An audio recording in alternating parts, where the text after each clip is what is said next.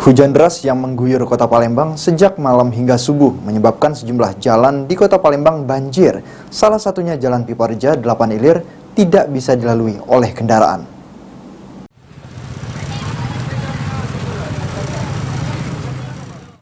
Banjir yang terjadi di Jalan Piparja 8 Ilir menyebabkan arus lalu lintas menjadi terhambat dan tidak bisa dilalui oleh kendaraan. Menurut warga, banjir yang terjadi sangat luar biasa karena sampai ke bagian dada orang dewasa, bahkan sebagian warga telah mengungsi.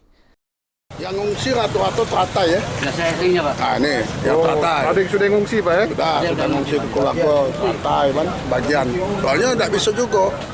Kalau rumahnya dia tidak 2 tingkat, susah, tidak bisa rata-rata pojok pinggang.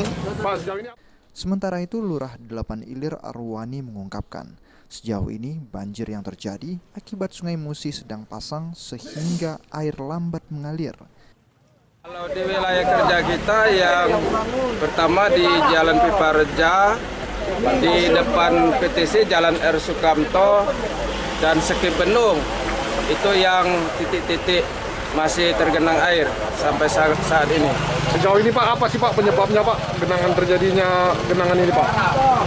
Menurut informasi karena di Sungai Musi itu kebetulan lagi pasang, jadi air itu lambat turunnya mengalir ke Sungai Musi.